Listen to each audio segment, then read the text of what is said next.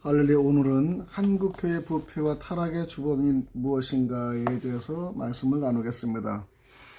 대한민국의 복음이 전파되면서 최초로 들어온 교단은 미국의 북장로교와 감리교 선교사 두 개의 교단에서 파송한 선교사에 의해 시작되었습니다. 이로 인하여 한국교회 선교의 시작인데요. 이와 같은 역사적인 배경 때문에 지금 우리나라의 교단별로 교인 확보 숫자는 당연히 장로교단, 다음으로 감리교단이 우세한 실정이죠. 한국교단의 분열 현상은 계속 중인데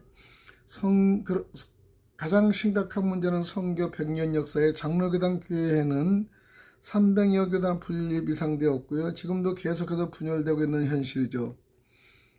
누가 무엇이 교단을 필요로 해서인지 하나님은 족한 교단을 수백 개의 교단으로 찢어 나누어 무엇을 하자는 것인지 이해할 수 없는 일이 해마다 발생합니다.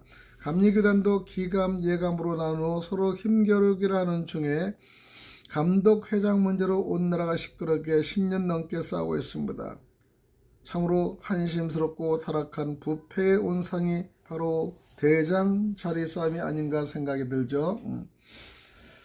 에베소서 4장 5절 6절에는 주도 하나이요 믿음도 하나이요 세례도 하나이요 하나님도 하나이시니 곧 만유의 아버지시라. 만유에 계시고 만유를 통일하시고 만유 가운데 계시도다. 한 분 하나님을 믿고 섬기고 따르는 그리스도인들이 왜 이토록 분열되고 서로 증오되고 서로 적대시하면서 어떻게 거룩한 성총회라고 말할 수 있으며 대장의 자리가 무슨 그런 매력이 있어서 서로 그 자리를 빼앗으려고 투쟁을 그치지 않고 있으니 과연 이것이 교회며 교회 지도자들이 맞는지 의심이 생기지 않을 수 없습니다. 총회감, 싸움, 다툼이 많이 있습니다. 그래서 총회는 싸움터라고 그러고 또 어떤 분은 싸우니까요. 왜 이곳에서 싸우냐? 교회에서 싸우지라고 비양되는 일도 많이 있습니다. 그만큼 싸움이 많아 늘어지는 거예요. 숫자가 많으니까 조직이 커지고 복잡해지는 것은 당연지사라고 생각하겠지만 교회를 가리켜 주님의 몸이라고 했고 우리 모두가 그 몸에 각각 지체라고 했으면 지체는 연합하고 서로 유기적인 관계 속에서 지체이지 오장육부 사지백체를 분리시켜 놓으면 그것은 아무데도 쓸모없는 죽은 시체가 아니겠습니까? 에스겔 골짜기에 마른 뼈들처럼 골짜기에 흩어져 있는 죽은 시신들은 아무데도 쓰일 곳이 없는 것입니다. 에스겔 37장 1절 13절이죠.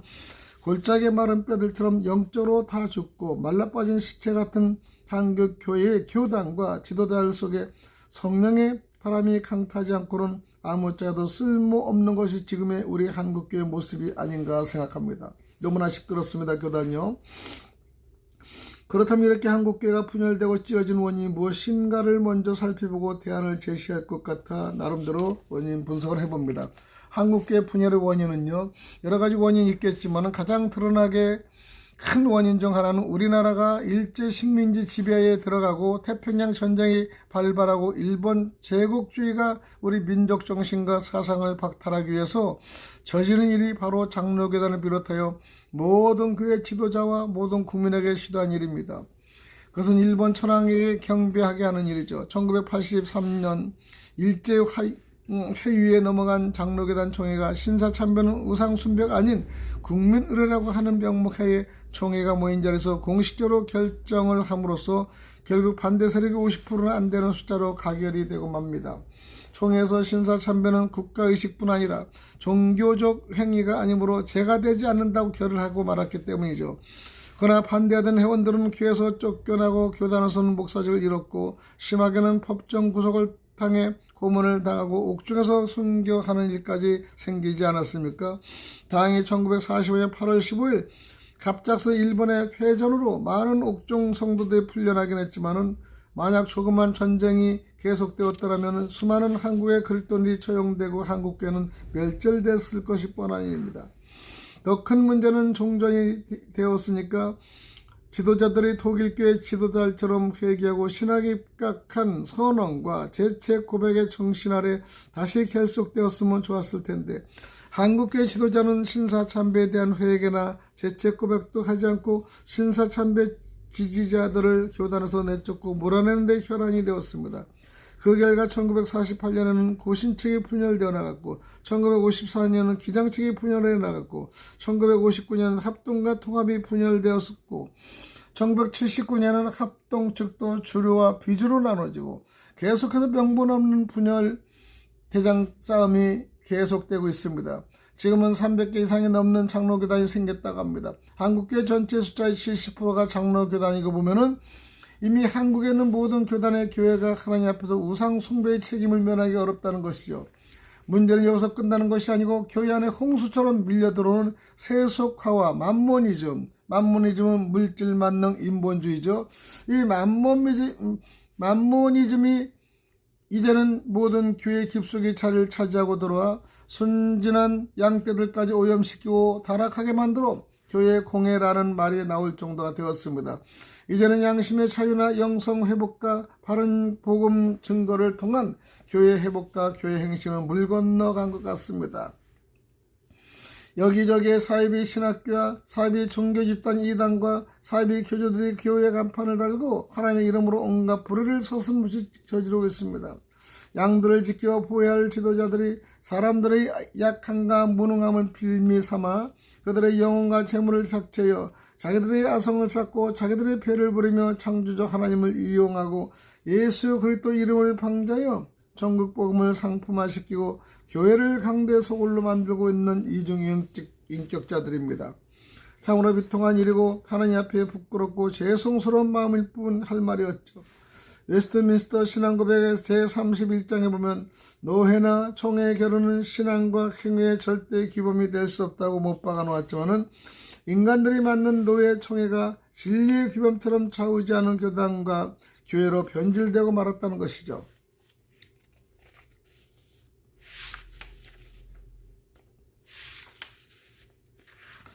그러면 우리는 두 번째는 작은 교회와 소수를 귀하게 우리는 여겨야 됩니다. 역사를 이끌어간 주역은요 다수가 아니고 소수입니다. 어느 때나 그 시대 그 역사를 이끌어낼 사람은 다수가 아니고 소수였음을 알 수 있습니다. 그래서 한 사람 소수의 존재 가치를 무시하고 소외시킨 사회나 공동체는 망합니다. 이스라엘 백성은 성민으로 택하신 하나님의 관점은 숫자가 아니라 지도자 한 사람의 가치는 더더욱 그러하다. 오히려 한 사람을 이로 사용하여 많은 사람을 이끌어 주십니다. 신명기 7장 67절에 보면요, 너는 여호와 내 하나님의 성민이라. 내 하나님 여호와께서 지상 만민 중에서 너를 자기 기업의 백성으로 택하였나니 여호와께서 너희를 기뻐하시고 너희를 택하심은 너희가 모든 민족보다 수요가 많은 영구가 아니라 너희는 모든 민족 중에 가장 적으니라. 또 에레미야 5장 1절에는 너희는 예루살렘 거리로 빨리 왕래하며 그 넓은 거리에서 찾아보고 알라 너희가 만일 공의를 행하며 진리를 구하는 자를 한 사람에도 찾으면 내가 이 성을 사리라 라고 말씀하십니다. 우준하여 지각이 없으며 눈이 있어도 보지 못하며 귀가 있어도 듣지 못하는 백성들에게 각성을 촉구하고 있는 것이죠. 하나님께서는 아브라함을 믿음의 조상으로 삼으시기 전에 너는 너희 본토 친척 아비집을 떠나라고 지시하신 것은 무슨 이유입니까? 하나님께서는 먼 훗날에 지금의 교회 에클레시아를 연상시키고 조상, 친척, 이웃, 친구 모두가 우상 숭배하는 문화권 전통사에서는 하나님을 제대로 섬길 수 없기 때문에 미리 준비하기에 조치하였습니다. 하나님 반드시 준비된 사람을 들어 쓰시기 때문이죠. 그것도 많은 숫자가 아닙니다. 소수 한 사람을 통하여 일하시기 때문입니다. 지금 우리나라의 역사는 어떠합니까? 우리나라의 흥망선쇠는 어디에 관점 맞추고 있습니까? 한번 점검해 볼 필요가 있는 것이죠. 우리나라가 건국된 이후 한국교회는 세계 선교의 역사상 가장 급속도로 부흥하여 성장하여 세계 모든 나라로부터 한국교회를 배워야 한다고 벤치마킹 해야 된다고 세계 기독교 지도자들이 몰려왔습니다. 그때가 1980년에서 1990년대 초기입니다. 1200에서 900, 800만원 급락하는 한국교회. 그보다 훨씬 먼저 1970년 후반부터 1980년 후반까지는 10년간 담임 목사를 연장하면서 끊임없이 부르짖고 강조한 것이 한국교회 개혁, 갱신을 하지 않으면 이대로는 5천만이 다 기독교인 되어도 희망이 없다고 얘기한 역설 우리 목회자들이 많습니다. 교회 본연의 모습으로 돌아가야 한답니다. 그리고 한국교회는 계속 세속화의 물결에 떠밀려 물량주의, 인본주의, 기복주의 신앙을 벗어버리지 않으면 안 된다고 외칩니다. 그러나 귀 기울여 듣는 사람은 없습니다. 아니나 다를까 그 유에게는 잠시 1990년도에 진압하면서 1200만이나 숫자가 900만, 800만, 이제 700만 이렇게 줄어들고 있다는 사실을 우리는 너무나 실감합니다. 기국과 동시에 벌인 한국교회 갱신운동은 이미 때가 한참 늦은 뒤였죠. 최소한 100년 앞을 내다볼 수는 안목을 가져야 합니다. 하나님께서는 이미 1970년 중반에 한국교회 앞날을 얘기해 주셨습니다. 그래서 10년 넘게 그 준비에 최선을 다해 해보았지만 역부족했다는 사실을 목회자들은 인식할 겁니다. 대세가 물량주의, 인본주의, 세속화된 교권주의자들 속에 이미 들어가 있다는 것이죠. 우리나라는 자고로 우물 안 개구리의 근성과 도토리 기재기 식의 의식구조를 벗어나지 못하고 항상 눈앞에 이익에만 급급해왔습니다. 그래서 우리 민족수는 언제나 얻어 터지고 나누어야 정신을 차리고 다 빼앗기고 나누어야 제정신이 돌아오는 것, 그런 민족성을 가지고 있는 건 사실입니다. 한국교도 그리스도 예수의 정신을 찾아볼 수 없고 조상들의 추잡스러운 민족성을 고집하고 있는 것이요. 예수 그리스도께서 하늘 영광 보좌를 버리시고 육신의 몸을 입으시고 낮고 천한 이 땅에 오신 것은 누구를 위해서입니까? 죄와 사망에 매여 종로를 타던 우리에게 자유와 평화와 새 생명을 주시기 위해요. 허물과 죄로 죽었던 우리를 살리시기 위해 새 생명의 복음을 우리에게 전파하려고 증인 삼으시기 위해 이 땅에 오신 겁니다. 이렇게 금보다 더 귀중한 복음을 받는 우리가 저주받는 공산주의 적그리스도 무신절로 앞에서 내 봉어리 냉가슴 앓듯 길을 펴지 못하고 순종이 있는지 모르겠습니다. 여러분, 공산당 지금 주사파 얼마나 기독교를 공격하고 4분 5분으로 분열을 시키고 있지 않습니까? 우리가 어떤 사람들인가요? 에베소 2장 8절 13절 19절 보면 전에는 멀리 있던 너희가 그리스도 예수 안에서 그리스도의 피로 가까워졌느니라. 그러므로 이제부터는 너희가 외인도 아니요 손도 아니요 오직 성도들과 동일한 시민이요 하나님의 권속이라. 너희가 그 은혜를 인하여 믿음으로 말미암아 구원을 얻었나니 이것이 너희에게서 난 것이 아니요 하나님의 선물이라. 에베소 2장 8절 13장 19절의 말씀이죠.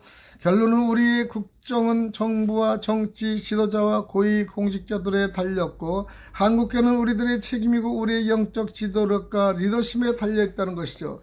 우리나라는 국력도 희망도 없는 나라인데 130년 전에 하나님의 빛이 이 땅에 비쳤고 70년이 넘게 복음 위에 대한민국이 세워져서 하나님의 은혜로 세계 만방의 열방의 자랑스러운 자유와 평화를 누리는 복지국가로 성장되지 않았습니까?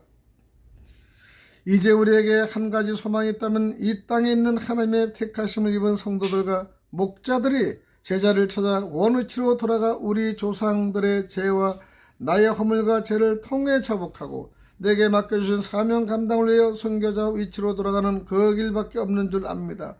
이 일만은 남에게 미루어서도 안 되고 많은 무리가 모여야만 되는 것도 아닙니다. 모든 사람이 깨닫지 못하고 용기가 없이 주저앉아 있을지라도 우리 남은 자 한 사람에도 괜찮습니다.